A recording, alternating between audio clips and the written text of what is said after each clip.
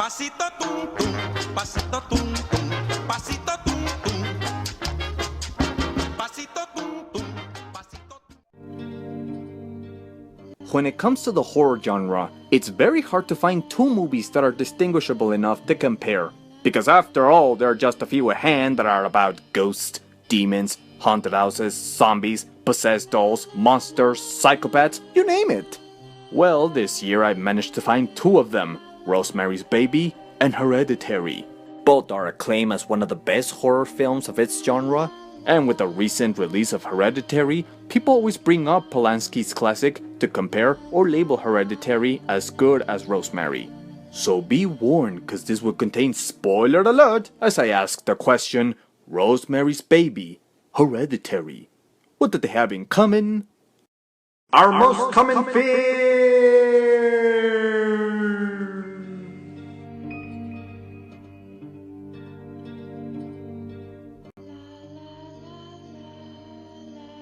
Monsters and gore aren't always the answer to what makes a scary movie. What makes them scary is whether they can play to our most current fears in the real world, our religious fear of the devil, our universal fear of the dark, a traumatic past like the Holocaust or racism.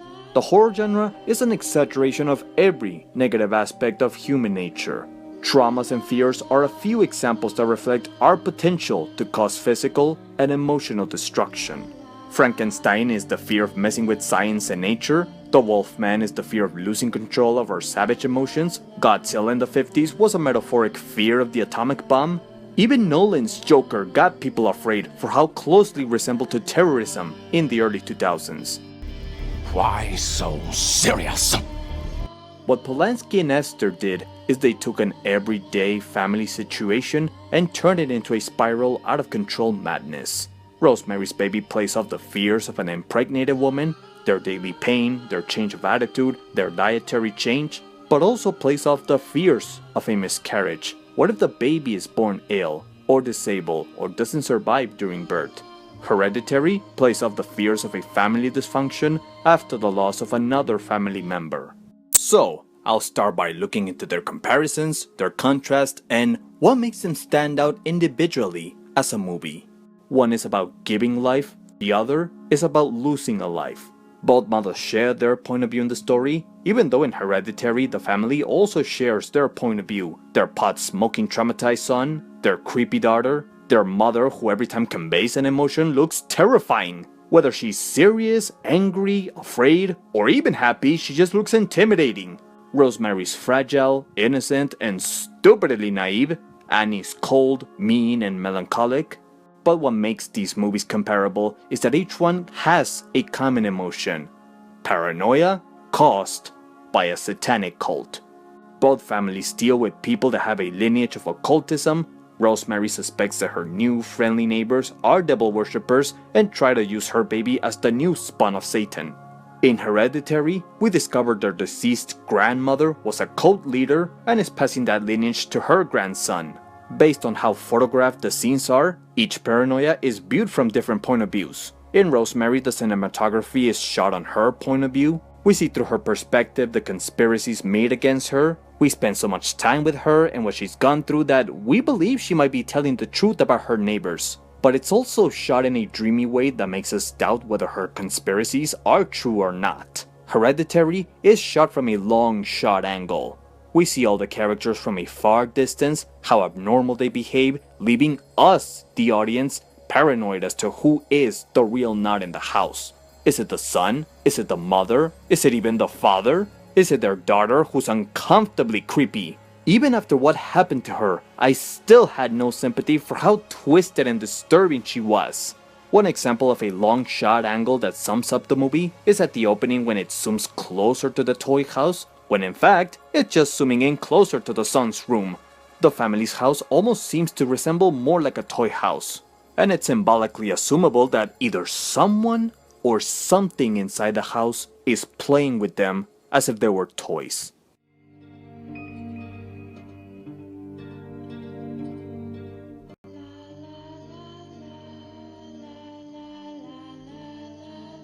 Rosemary's Baby is a product of its time, influenced by the cultural change in the 60s. After the 50s gave a bad name to conservatives in the McCarthy era, a wave of movements rose up with different values, different ideals, far distant from the conservative values. The movie was released in 1968, 2 years before Anton LaVey founded the first Church of Satan. While America was moving into a more liberal approach in the 60s, religious criticism was beginning to increase. So imagine how it would have felt like for a still majority Christian nation to hear these words. God is dead! Satan lives! With the success of Rosemary, along with a few Academy and Golden Globe nominations, it brought a new genre of devil movies as popular as The Exorcist, The Omen, until Hollywood exploited it too much to the point that they got pretty funny. You black-hearted whore! I said earlier that Rosemary is a product of its time because it was very taboo to bring topics as abortion, feminism, religion in those days. Not to say it was very new to tackle a dark spiritual aspect. In this new millennial, religious fears of hell and demons have slightly decreased over the years. People have slowly moved on from supernatural terror to more psychological thrill. If Rosemary were to come out today exactly as it is, for the most part it would be fine, but not as impactful as the first time. I mean, they tried that before and failed big time. This is one of the complaints that Hereditary received. Critics were positive with the first half being a psychological thrill, the second half where it gets supernatural and mothers are floating up in the air, not so much. It may have rubbed people the wrong way for how it went from a modern look of horror to something we've seen before. Been there, done that. But from Aster's perspective, he sought to make a movie that could grasp the sense of the classic horrors that still hold up and influence this movie, combining the classic supernatural elements with the modern psychological elements, but still make something that looks fresh. I guess I wanted to make a film in the tradition of, the great horror films of like the 60s and the 70s. I was thinking a lot about Rosemary's Baby and Don't Look Now, and Jack Clayton's The Innocents. Although, it can be argued that the supernatural in Rosemary is done better than Hereditary.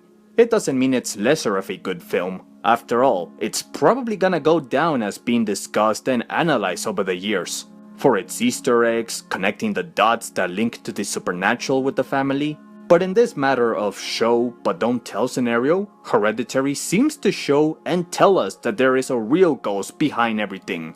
There's a demonic reason for head decapitations. There is a demonic reason why the daughter and the mother are obsessed in crafting art houses. And again, it's not bad, but it doesn't leave much to the imagination once you know there is a ghost behind the story.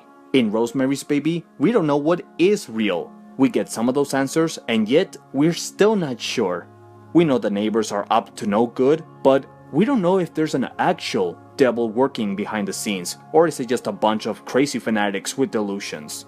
Is the devil's fear based on Rosemary's paranoia over her pregnancy? Who coincidentally, the character and the real-life actress had a practice of becoming nuns. Polanski, as an agnostic back then, wanted to approach the movie in a surreal realism. He wanted to make it look like this could happen in real life. We never see anything supernatural except inside Rosemary's dream, where we get a few glimpses of the devil, his eyes, his hands, and it's up to us to fill in the blanks. Is the devil actually raping her, or is it all just a dream? That's why we never see the baby, because it's more frightening to imagine what it looks like. Was it conceived by the devil, or was it drugged by its neighbors? What have you done to its eyes? He has his father's eyes. But aside of their surreal terror, there's still some grounded fears based on the real world. Not only does Hereditary invoke the fears of family dysfunction that keep getting worse to the point there's no fixing, but it's the title itself, Hereditary. It's the fear of inheriting the worst aspect of our parents. It can be addictions, it can be abuse at home, and sure, we can learn a few lessons from our friends and our neighbors, but the way we act and think is all rooted on how our parents raised us. Sometimes it was for good, sometimes it was for bad. It's a situation where we might believe that we know better, that we will learn from their mistakes and not repeat them, but what if it's inevitable, and the sins of our fathers and mothers will eventually be passed down to us, repeating their same mistakes and becoming worse? Rosemary's Baby invokes not only the fear of what a woman must go through while pregnancy, it's also the fear that you can't trust anyone. Our neighbors, our friends, our family, even our own intimate lovers, who in the case of Rosemary's husband is a struggling actor who sells his baby and soul to the devil for success, becoming an accomplice and feeding her paranoia. This could also link the fear of failing as a mother and protector to our kids, with each one trying to protect their own children in their own way from these cults. Rosemary with kindness and care, Annie admitting in her dream that she would have rather seen her son die so he wouldn't go through this, but because they allow being submissive, bullied, and intimidated by their neighbors and their witch grandmother, eventually their own children become heirs of this evil cult. But I believe the biggest reason why Rosemary scares a lot of people even to this day is for the tragedies that mimic the movie after. 1 year after the release of the movie, Polanski's wife suffered a tragic death by the hands of Charles Mason's cult followers while still being pregnant. A pregnant woman and an evil cult. Also in the same apartment they shot the movie is the same building where John Lennon was assassinated. From these tragedies, it has earned the reputation of being a cursed movie. Was it all coincidence, or was there something more behind these tragedies? Will this movie inherit the title of a cursed movie? Get it? Hopefully not. Until then, these two fellas will remain for a little while to remind us that not always can we escape from our everyday common fears.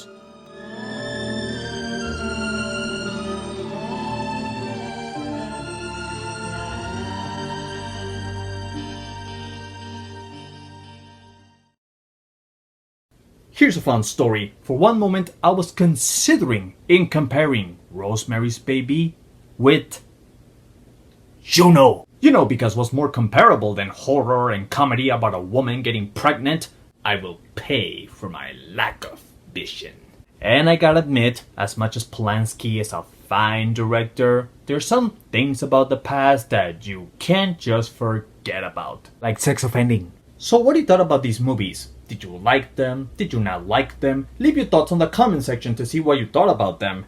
And if you like this video, leave a like and subscribe for more content. Well guys, tune in next time because when I get back, I'll be telling you why Carrie scares the shit out of me. So for now, that's it for today. Ciao. Pasito tum tum, pasito tum tum, pasito tum tum.